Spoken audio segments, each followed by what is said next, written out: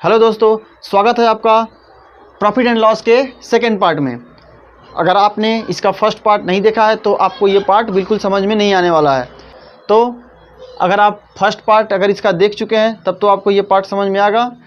अगर आपको इसका फर्स्ट पार्ट देखना है तो डिस्क्रिप्शन में इसका लिंक है, वहाँ से जाकर के आप इसको देख सकते हैं। उसको देखने के बाद ही आपको ये समझ में आएगा। इसमें थोड़ा लेवल हाई करके हम लोग करेंगे, थोड़ा हाई लेवल के क्वेश्चन को सॉल्व करने की कोशिश करेंगे। तो इसमें बहुत ही फेमस बात बताने जा रहे हैं, तो उस पर ध्यान दीजिएगा। अगर आप कहीं भी पढ़े होंगे तो ये दो नोट आप ज़रूर पढ़े होंगे। जैसे फर्स्ट नोट क्या है कि जब दो वस्तु का क्रय मूल्य समान हो और सेम चेंज हो तो नो प्रॉफिट नो लॉस होगा। यानी क्वेश्चन में अगर किसी दो वस्तु का क्रय मूल्य यानी सीपी अगर समान हो और सेम चेंज हो, ये सेम चेंज क्या है, अभी सेम चेंज के बारे में अभी जब इस पे हम क्वेश्चन सॉल्व करेंगे तो बताएंगे कि सेम चेंज क्या होगा। सेम चेंज का मतलब यही कि अगर जितने प्रतिशत का लाभ हो रहा हो उतने ही प्रतिशत का हानि भी हो रहा हो। यानी अगर दो वस्तु का क्रय मूल्य समान हो और सेम चेंज हो तो उसमें ना तो लाभ होगा और ना ही हानि होगा, यानी नो प्रॉफिट नो लॉस होगा। तो इस टाइप के क्वेश्चन में अगर आपको ऑप्शन में दे सकता है या तो दे सकता है ना लाभ ना हानि, या फिर दे सकता है 0%, यानी ना तो लाभ होगा और ना ही हानि होगा। केवल इस केस में जब क्रय मूल्य समान हो और सेम चेंज हो तो हमेशा क्या होगा, ना तो लाभ होगा और ना ही हानि होगा। तो इसमें से कोई भी ऑप्शन दे सकता है, ना लाभ ना हानि या फिर 0%। अभी इस पे क्वेश्चन भी सॉल्व करेंगे तो और अच्छे से समझ में आएगा। दूसरा नोट देखिए क्या है, जब दो वस्तु का विक्रय मूल्य समान हो और सेम चेंज हो तो हमेशा लॉस होगा। यानी जब क्वेश्चन में वस्तु का विक्रय मूल्य समान रहेगा तो उसमें लाभ के बारे में सोचना ही नहीं है। अगर विक्रय मूल्य समान है और सेम चेंज है तो हमेशा लॉस ही होगा, यानी हमेशा हानि ही होगा। और हानि होगा तो कितने का होगा, अगर इस केस में लॉस होगा तो कितने का होगा, उसको फाइंड करेंगे कैसे, x²/100%। यानी अगर पता करना हो कितने प्रतिशत का लॉस हुआ हो तो ये फार्मूला यूज करेंगे, x²/100%। और जहाँ पे x का क्या है, x का वैल्यू है जो सेम चेंज हो रहा है। x का वैल्यू सेम चेंज में जो रहेगा उसको हम x की जगह पे रखेंगे जो सेम चेंज हो रहा हो। अब अगर बात करें कि जब दो वस्तु का क्रय मूल्य समान हो और सेम चेंज हो तो नो प्रॉफिट नो लॉस क्यों होगा, यानी ऐसा क्यों होता है कि इस केस में ना तो लाभ होगा और ना ही हानि होगा, और इस केस में क्यों हमेशा लॉस ही होता है। तो इन दोनों को आज हम प्रूव भी करेंगे, बस इस वीडियो के लास्ट तक बने रहिए। हाँ तो दोस्तों, अगर आपसे क्वेश्चन एग्जाम में क्वेश्चन अगर पूछता है तो इस टाइप का क्वेश्चन पूछेगा कि एक व्यापारी 2 घोड़ा रुपये 5,000 प्रति घोड़े की दर से खरीदता है और उसे बेचने पर एक घोड़े पर 10% लाभ तथा दूसरे घोड़े पर 10% की हानि होती है। तो पूरे सौदे में बताना है कि उसको कितना प्रतिशत लाभ या कितना प्रतिशत हानि हुआ है। तो यहाँ पे क्या किया है कि जो व्यापारी है 2 घोड़े खरीदता है और दोनों का रेट क्या है 5,000, यानी 5,000 का एक घोड़ा और 5,000 का एक घोड़ा, यानी दोनों घोड़ों का क्रय मूल्य क्या है, क्योंकि 5,000 रुपये में ही घोड़ा खरीदा है तो क्रय मूल्य क्या हुआ, दोनों का क्रय मूल्य सेम है। अब देखिए खरीदने के बाद अब उसमें से अगर उसने पहले घोड़े को बेचा तो उस पर उसको 10% का लाभ हुआ और दूसरे घोड़े पर 10% की हानि हुई। यही सेम चेंज है, जो सेम चेंज के बारे में हम बता रहे थे, यही सेम चेंज है कि जितने का लाभ हुआ उतने का ही हानि हुआ। यानी इस टाइप के क्वेश्चन में दोनों ये सेम ही देगा, अगर जितने का लाभ हुआ उतने ही हानि देगा। अगर 5% होता तो यहाँ पे 5% यहाँ पे भी होता, यानी जितने का लाभ उतना ही हानि, वही सेम चेंज होता है। तो यहाँ पे क्वेश्चन में क्या है, क्रय मूल्य समान है क्योंकि दोनों घोड़ों का रेट 5,000 है और सेम चेंज है, तो क्या होगा, नो प्रॉफिट नो लॉस होगा। अभी आपको बताए थे, अगर ऑप्शन में आपका दे सकता है 0% या नो प्रॉफिट नो लॉस,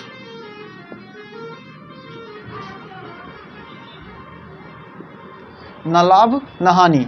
यानी इस टाइप के क्वेश्चन बस देखने पर ही आपको बस पता चल जाना चाहिए कि हाँ जब क्रय मूल्य समान है और सेम चेंज है तो ना ही लाभ होगा और ना ही हानि होगा। तो इन दोनों में से जो भी दिया रहेगा उस पर टिक कर देंगे। लेकिन अगर अब बात करें तो कि कैसे, क्यों ना लाभ होगा और ना ही हानि होगा। तो चलिए उसको भी देख लेते हैं कि क्यों ना लाभ होगा और ना ही हानि होगा।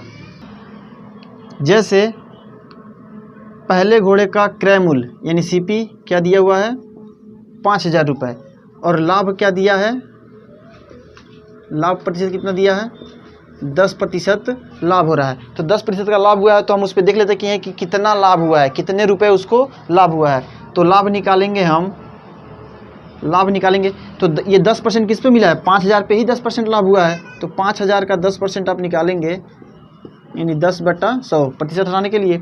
अब 2 जीरो से 2 जीरो, 50 × 10 कितना हो जाएगा 500 रुपये, यानी उसको कितने का लाभ हुआ, पहले घोड़े पे उसको लाभ हुआ 500 रुपये का। चलिए ठीक है, अब दूसरे घोड़े का देख लेते हैं। अब दूसरे घोड़े का भी सीपी क्या है 5,000 रुपये है, क्योंकि दोनों का क्रय मूल्य समान है। अब यहाँ पे इसको हानि, दूसरे घोड़े पे हानि कितने का हो रहा है 10% की हानि हो रही है। तो कितने की हानि हुई,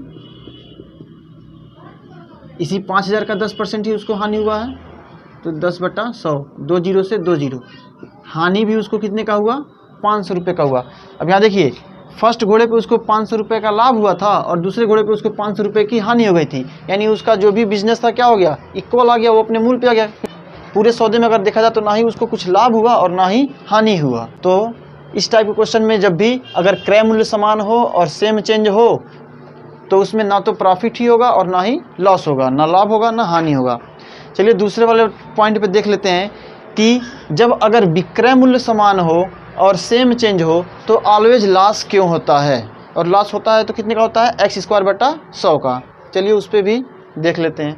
हाँ तो दोस्तों क्वेश्चन क्या है कि 990 रुपये प्रति घड़ी की दर से 2 घड़ी बेचने से पहले घड़ी पर 10% लाभ तथा दूसरे घड़ी पर 10% की हानि होती है, तो पूरे सौदे में उसका लाभ प्रतिशत या हानि बताइए। इस तरह के क्वेश्चन आपसे पूछेगा। तो यहाँ पे हमें देखना क्या है, बहुत लोग मिस्टेक करते हैं कि इसको क्रय मूल्य समझ लेते हैं, क्रय मूल्य समझ लेते हैं और यहाँ पे सेम चेंज है तो नो प्रॉफिट नो लॉस पे टिक कर देंगे, समझेंगे कि मेरा आंसर सही है, लेकिन वो क्या होता है गलत हो जाता है। तो क्वेश्चन को ध्यान से समझिए, यहाँ पे क्या बोला है कि 990 रुपये प्रति घड़ी की दर से वो 2 घड़ी बेचने, बेचने का मतलब यानी एसपी यहाँ पे विक्रय मूल्य दिया है, इसमें क्या है विक्रय मूल्य समान है, 2 घड़ी वो 990 रुपये में बेच रहा है, पहली घड़ी को भी 990 में बेच रहा है और दूसरी घड़ी को भी 990 रुपये में बेच रहा है। तो पहली घड़ी पर उसको 10% का लाभ हुआ और दूसरी घड़ी पर 10% की हानि हुई। तो हमें बताना है कि उस पूरे सौदे में उसको कितना लाभ प्रतिशत लाभ बताना है या प्रतिशत हानि हुआ। तो इस जब विक्रय मूल्य समान हो और सेम चेंज हो तो ऑलवेज लॉस होता है, बता ही चुके हैं आपको, और लॉस होता है तो कितने का होता है, लॉस अगर होगा तो कितने का होगा x²/100% का। और ये x का वैल्यू क्या होता है जो सेम चेंज है, तो सेम चेंज यहाँ पे क्या है 10 है, तो 10 का स्क्वायर और नीचे क्या है 100 है, 10 का स्क्वायर इक्वल 100 और ये 100, यानी दोनों एक दूसरे से क्या होगा कट जाएगा। तो कितना आपका बचेगा, यानी आपको 1% की हानि होगी। इस पूरे सौदे में उस व्यापारी को कितने की हानि होगी 1% की हानि होगी। जब विक्रय मूल्य समान हो सेम चेंज हो तो ऑलवेज लॉस होगा, और लॉस अगर निकालेंगे तो इस फॉर्मूले पे निकालेंगे। अगर ये सपोज दैट अगर इसमें सेम चेंज का वैल्यू 5% होता तो लॉस क्या होता 5²/100, और 5² का वैल्यू क्या होता है 25। अब अगर नीचे से 100 हटाना है तो 2 अंक पहले दशमलव सटाना है, हो गया आपका। तो इसमें आपका हो जाता है 0.25% की क्या हानि। तो सेम चेंज का जो वैल्यू रहेगा एस की जगह पे रखेंगे और उसको सॉल्व करेंगे तो वही हमारा लॉस प्रतिशत होगा। तो अगर 1% की हानि हुई तो कैसे हुई, चलिए इसको भी इसमें ज़रा देख लेते हैं कि क्या सच में इसमें 1% की हानि हुई है। ये तो आपको ट्रिक मिल गया कि इस ट्रिक से आप निकाल सकते हो आसानी से, लेकिन एग्जामिनेशन में आपको यही ट्रिक फॉलो करना है। अगर उसको पूरा सॉल्व करने लगे तो उस तरह कभी नहीं कर पाएंगे, लेकिन इसमें हम उसको चलिए प्रूव करके देखते हैं कि कैसे 1% की हानि हुई है। यहाँ पे जैसे पहले घड़ी का क्या दिया है एसपी हमको दिया यहाँ पे, क्योंकि 990 में बेच रहा है तो पहले घड़ी का एसपी हमको पता है, यानी विक्रय मूल्य पता है, क्या दिया है 990 रुपये। तो विक्रय मूल्य पता है और लाभ भी पता है, हमें क्या पता होना चाहिए कि क्रय मूल्य भी तो उसका पता होना चाहिए कि हाँ इसको कितने में खरीदा था, तभी तो उसको 10% का लाभ हुआ। तो पहले हमें इसका क्रय मूल्य भी निकालना होगा। तो क्रय मूल्य कैसे निकालते हैं? जी हाँ, इसके पहले वाले वीडियो पार्ट 1 में भी हमने इसके बारे में पूरे डिटेल से बताया है कि जब एसपी पता करना हो, सीपी पता करना है, तो एसपी में होल वैल्यू का उल्टा गुना, क्योंकि एस से सी की तरफ आ रहे हैं, तो एसपी में होल वैल्यू का उल्टा गुना। और होल वैल्यू किसका निकालते हैं? प्रतिशत लाभ, प्रतिशत वृद्धि, प्रतिशत कमी या प्रतिशत हानि का। तो यहाँ पे लाभ हमारा, लाभ इस फर्स्ट वाले पे लाभ हो रहा है, तो लाभ हमारा क्या दिया है? 10%। अब 10% का होल वैल्यू निकालिए, 1/10 हो गया 10% का मान, और लाभ हुआ है तो इसको प्लस करेंगे तो क्या हो जाएगा? 11/10। तो फर्स्ट वाले का सीपी हमारा क्या निकलेगा? एसपी में होल वैल्यू का उल्टा गुना, उल्टा गुना का मतलब 10/11। अब 11 से इसको काटेंगे तो 90 बार में, यानी 90 बार में कटेगा, बराबर कितना आ जाएगा? 900 रुपया। यानी पहली घड़ी का सीपी हमें मिल गया कितना? 900 रुपया। तो चलिए सेकेंड घड़ी का भी निकालते हैं। सेकेंड घड़ी में भी हमारा एसपी ही है। एसपी हमारा कितने का है? 990 रुपये। अब इस दूसरी वाली घड़ी पे हमको क्या हुआ है? हानि हुआ है। कितने का हुआ है? 10% का हुआ है। तो इसको भी होल वैल्यू में चेंज कर लीजिए। तो 10% का मान 1/10। अब हानि हुआ है तो इसमें से माइनस करके तो क्या हो जाएगा? 9/10। अब सीपी इसका पता करना है, तो एसपी में होल वैल्यू का उल्टा गुना, 9/10 है तो 10/9। अब 9 से 990 काटिए, कितनी बार में कटेगा?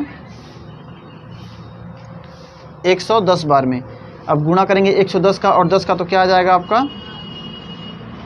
1100। चलिए, पहली घड़ी का सीपी ये हो गया और दूसरी घड़ी का भी सीपी ये हो गया। तो अब पता कर लेते हैं कि यहाँ टोटल सीपी कितना का हो रहा है, यानी दोनों घड़ी का सीपी कितने का हो रहा है। हमारे पास जगह कम है तो हम इसको थोड़ा इरेज कर दे रहे हैं।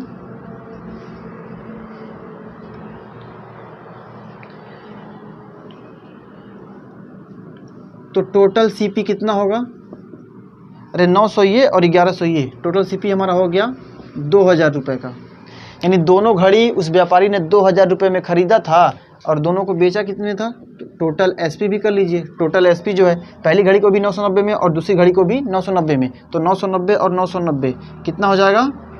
1980। कितना होगा? 1980। अब देखिए, उसने दोनों घड़ी 2000 रुपये में ख़रीदी थी और 1980 रुपये में ही बेच दिया, तो यहाँ पे तो हानि हुआ ही हुआ। इसीलिए कहा जाता है कि जब भी दो वस्तु का विक्रय मूल्य समान हो और सेम चेंज हो तो हमेशा हानि ही होगा। तो 20 रुपये का हानि हुआ है तो प्रतिशत हानि आप निकाल लेंगे, क्योंकि तो ये किस चीज़ का केस हुआ? अमाउंट का केस हुआ, और अमाउंट के केस में प्रतिशत हानि किस पे निकालते हैं? हमेशा सीपी पे निकालते हैं। तो टोटल सीपी पे ही निकालेंगे। तो 20 और नीचे आपको हो जाएगा 2000, प्रतिशत लाने के लिए 100% के गुना। अब ये आपका 2 जीरो से 2 जीरो कैंसिल, नीचे 20 बचा है, ऊपर भी 20 बचा है, तो बचा क्या हमारा? बस 1% आ गया, यही 1% हानि।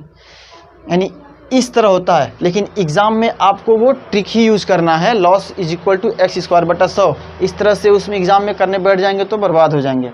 तो आप ट्रिक ही यूज़ कीजिएगा।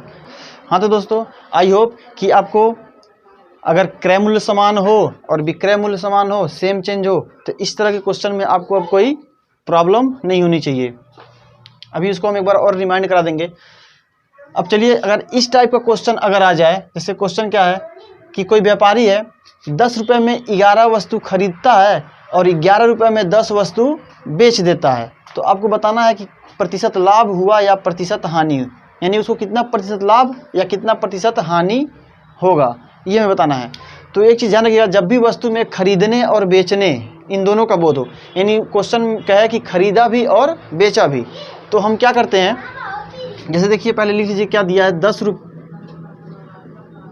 रुपये में 11 वस्तु खरीदता है, तो ये हमारा क्या हो गया? सीपी, क्योंकि खरीद रहा है 10 रुपये में 11 वस्तु खरीद रहा है, और 11 रुपये में 10 वस्तु को उसने बेच दिया, यानी विक्रय मूल्य एसपी। 10 रुपये में 11 वस्तु खरीदा, 11 रुपये में 10 वस्तु को बेच दिया, यानी खरीदना और बेचना दोनों इस क्वेश्चन में। तो इसमें क्या करते हैं, पहले वाले का वस्तु और दूसरे वाले का दाम, पहले वाले का वस्तु और दूसरे वाले का दाम, इसका गुना करेंगे तो पहले वाले में वस्तु क्या है 11 और दूसरे वाले में दाम क्या है 11, तो गुना कीजिए।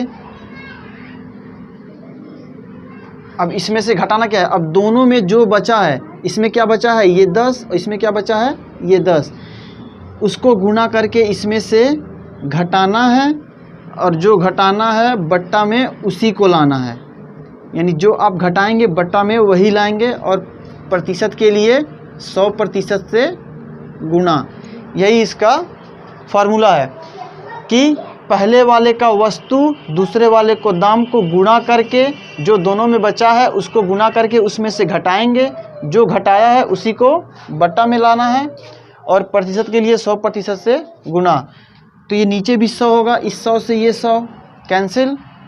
अब 11 गुणे 11 121, 121 में से 100 माइनस करेंगे तो क्या हमारा बचेगा 121 में से 100 माइनस करेंगे तो 21।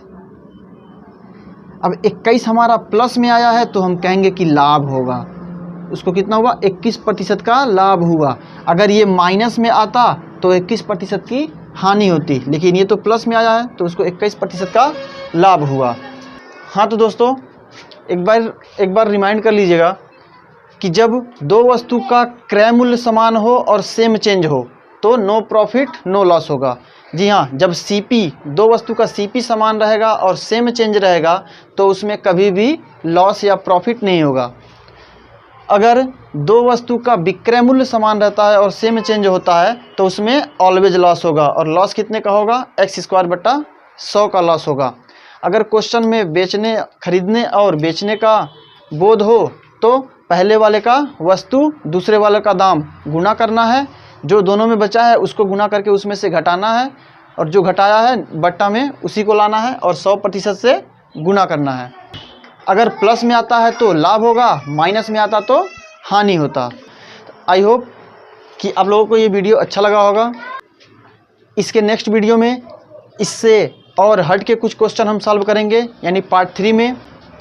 तो प्रॉफिट एंड लॉस के हर टाइप के क्वेश्चन को पढ़ने के लिए हमारे साथ बने रहिए, और हमारे साथ बने रहने के लिए हमारे चैनल को सब्सक्राइब कर लीजिए। अगर वीडियो आपको अच्छा लगा होगा तो एक लाइक ज़रूर कीजिएगा। Thank you so much for watching this video. Thank you.